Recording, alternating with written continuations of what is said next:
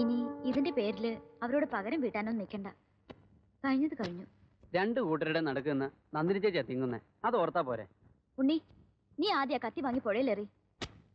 കയ്യിലിരിക്കുമ്പോ എന്തൊക്കെയാ തോന്നാന്ന് ആർക്കറിയാം? ഇതൊരാൾക്ക് വേണ്ടി മാത്രം ഒഴിഞ്ഞു വെച്ചതാ, എന്റെ തന്തയ്ക്ക്. ഉണ്ണി, ചേച്ചി വെറുതെ ഇരിക്കേ. കലി കൊണ്ട നായര് രണ്ടു കാലം നടന്നാ തണുക്കും. എനിക്കറിഞ്ഞൂടെ?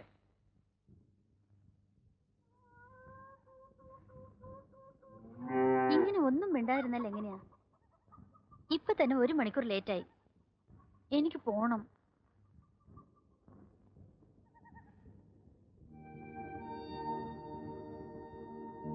നിന്റെ സ്വപ്നങ്ങളുടെ ഭാഗമാകാൻ എനിക്ക് പറ്റുന്നില്ല.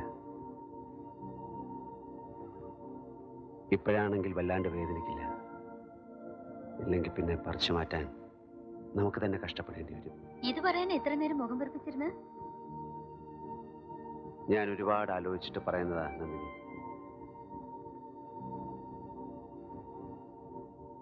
പിന്നെ ഞാൻ ആലോചിക്കണ്ട. വെറുതെ ഒരു ഇളക്കം തോന്നുന്ന പ്രായമൊക്കെ കഴിഞ്ഞില്ലേ? എല്ലാവരും അറിയ സന്തോഷത്തോടെ നടക്കണമെന്നാ എന്റെ ആഗ്രഹം. നിവർത്തിയില്ലെങ്കിൽ വന്നൊന്ന് വിളിച്ചാ മതി, ഞാൻ ഇറങ്ങി വരും.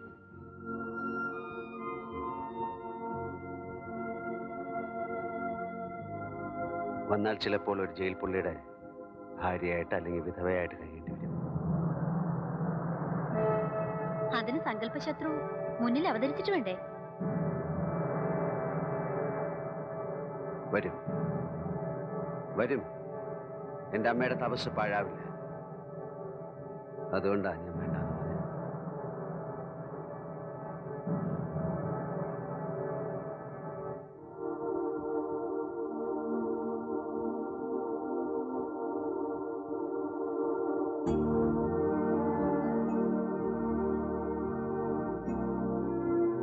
ഞാൻ ആദ്യമായിട്ട് ഗോവിന്ദൂട്ടേട്ടനെ തൊടുന്നേ. എന്തിനാ മനസ്സിലെപ്പോഴും ഇങ്ങനെ ചീത്ത കാര്യങ്ങൾ കൊണ്ട് നടക്കണേ? എനിക്കൊന്നും ആഗ്രഹിക്കാൻ പറ്റില്ല. പറ്റും.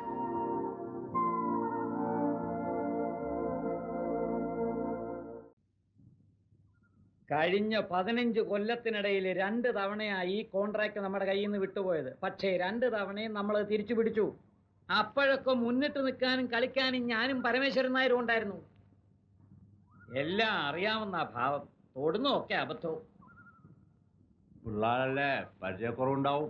ആ തമിഴനെ ഇവിടുന്ന് ഓടിക്കാനുള്ള സർവ്വ പണി ഞാൻ ഇണക്കിയതാ. അപ്പൊ ചാടിക്കേറി മുമ്പിൽ നിൽക്കാൻ ഒരുത്തൻ. അവനിത് എന്തിന്റെ കഴപ്പാ? കണ്ട തമിഴിന്റെ ഒക്കെ വാലേ തൂങ്ങി ന്യായം പറഞ്ഞ നടക്ക അയാളാര്? ഇവന്റെ തന്തയോ? ചിലപ്പോ ആയിരിക്കും, ഒന്നും പറയാൻ പറ്റില്ല. അച്ഛനും അമ്മാവനും വിലക്കിയതുകൊണ്ടാ, അല്ലെങ്കിൽ ഞാൻ കൈയും കാലും തല്ലി ഒടിച്ച് പണ്ടേ പുഴയിൽ എറിഞ്ഞേനെ. എടാ, ഇത്തരം എടുത്തിയാട്ടത്തിനാ വിവരക്കേടെന്ന് പറയുന്നത്. പഴയ കാലമൊന്നുമല്ല. സുപ്രീം കോടതി പോയാലും നമ്മളൊന്നും കേസിന്റെ പരിസരത്ത് പോലും കാണാൻ പാടില്ല. അങ്ങനെ വേണം കാര്യങ്ങൾ ഇണക്കാൻ. അങ്ങനെ ഇണക്കിയിട്ടാണല്ലോ പേടിയമുറി ഒഴിപ്പിച്ചെടുത്തത്. അത് ദൈ നമ്പൂതിരിയെ പറഞ്ഞാൽ മതി. എന്നെ പറഞ്ഞിട്ട് കാര്യമൊന്നുമില്ല. കുമ്പളങ്ങയും പടവലങ്ങയും തിന്ന് ജീവിക്കുന്ന ഉണ്ണി അമ്പൂരിയെ കൊണ്ട് പ്രമാണം ഒപ്പിടിക്കാൻ ടൈഗർ ആന്റണിയെ പോലെ കൊടി കെട്ടി ഒരുത്തനെ എഴുന്നള്ളിക്കേണ്ട കാര്യമില്ല. അതാ എനിക്ക് ഓടിയ ബുദ്ധി. ആ ചെക്കൻ ഒപ്പിടുകയും ചെയ്തു. അതിനിടയ്ക്കല്ലേ മറ്റേ ചെറ്റ വന്ന് കയറിയത്. അപ്പൊ ചുരുക്കി പറഞ്ഞ ശത്രുക്കളില്ല, ശത്രുവേ ഉള്ളൂ. സംഹാരപൂജയ്ക്കുള്ള സമയമായോ എന്നൊരു സംശയം. സംശയമൊന്നും വേണ്ട. താൻ പോയ ടൈഗർ ആന്റണിയോട് വരാൻ പറ. ശരി എന്ന് വെച്ചാൽ തയ്യാറായിട്ട് തന്നെ. ഇങ്ങനെയുള്ള കാര്യങ്ങൾക്ക് അയച്ചാൽ ശരിയാവില്ല. ഞാൻ കൂടെ ചെല്ലാം. പോടോ.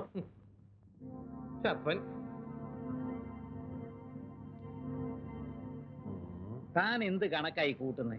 8 3 11 11 4 15 15.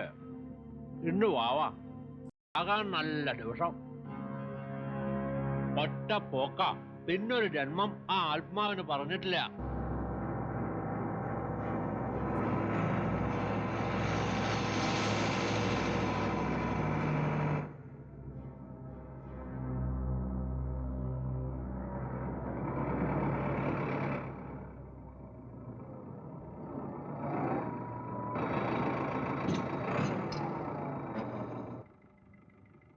ஏய், என்ன உனக்கு வண்டி ஓட்ட தெரியாதா? അറിയാം. അറിയും. ഇവൻ എഞ്ചിൻ ഓഫ് ചെയ്യാൻ അറിയും. வித்தை இல்லாத மனுஷன் செத்த பணத்துக்கு சமம். இந்த வயசுல தான்டா ஓடி ஆடி வேலை கத்துக்கணும். அவன் கூடயே குரங்கு குட்டி மாதிரி ஒட்டிக்கிட்டு இருக்க. ഇയാൾക്ക് ഈ വയറിങ്ങിലൊക്കെയാണ് ഇൻട്രസ്റ്റ്, ഈ ഇലക്ട്രിക്കൽ മെക്കാനിസം. വണ്ടിയുടെ കടം കുറച്ചുകൂടെ വീട്ടാണ്ട്, അത് കഴിഞ്ഞ് ഇയാളെ ഞാൻ പോളിടെക്നിക്ക് വിടാൻ പോവാ. Very good very good. ஆமா, தினம் வேலை முடிஞ்ச உடனே நீ எവിടെ போகணும்? എവിടെ പോവാൻ? വീട്ടിൽ പോവും. படக்கை தக்கை சுத்த வேண்டியது, பம்பு சண்டைக்கு போக வேண்டியது, கேட்டா வீட்டுக்கு போறேன்னு சொல்றேன்.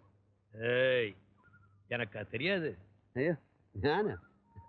ഞാൻ പാവം. ஏய், உங்க ஐயா தண்ணி குடிப்பாரா? பண்ணதாப்பா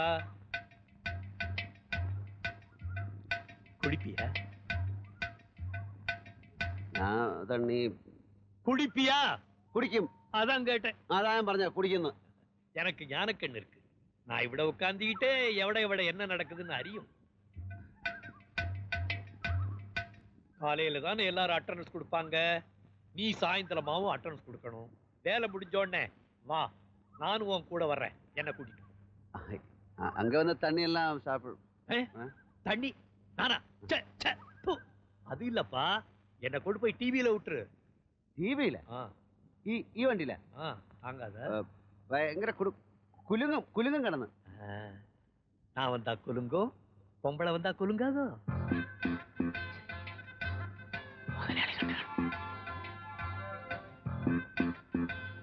ഞാൻ മറ്റേ മുതലാളി. டேய், இனிமே என்ன முதலாளின்னு கூப்பிடக்கூடாது. ശരി സാർ. சாருன்னு விളിக்க கூடாது. പിന്നെ എങ്ങനെ വിളിക്കണം?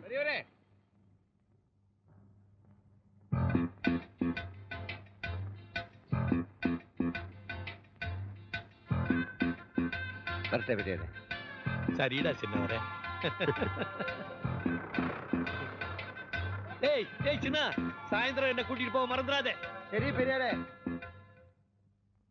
ആന്റണി ആയതുകൊണ്ട് മറ്റ് കാര്യങ്ങളൊന്നും പ്രത്യേകിച്ച് പറയേണ്ടതില്ല. എന്നാലും വാല് മുറിയരുത്, തല കുത്തി നിന്നാലും ഒരു തുമ്പും കിട്ടരുത്. ഞങ്ങളാരും ഇതിന്റെ പുറകിലില്ല. ഞാനേ ഇല്ല, പിന്നല്ലേ? താൻ കൂടെ പോ. അല്ല, ഞാൻ തന്നെ പോണോ? ആളെ കാണിച്ചു കൊടുക്കണ്ടേ? ചെല്ലടോ. ശരി.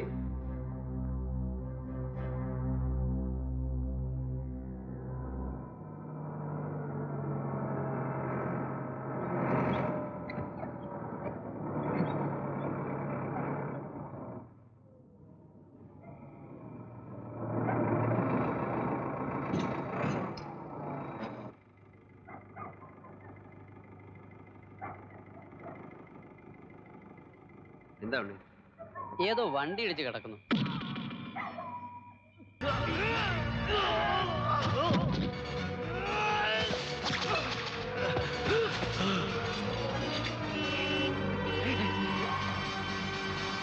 ഏതോ വണ്ടി വിടും, ഓടിക്കോ.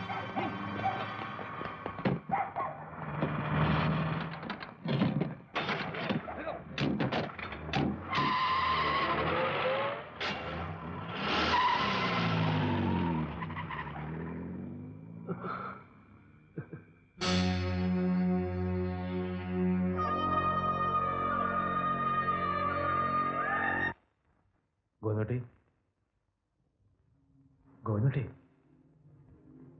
ഉണർത്തണ്ട, മരുന്ന് കൊടുത്ത് കെടുത്തിരിക്കുക. പേടിക്കേണ്ട ഘട്ടം കഴിഞ്ഞു എന്നാ ഡോക്ടർ പറഞ്ഞേ.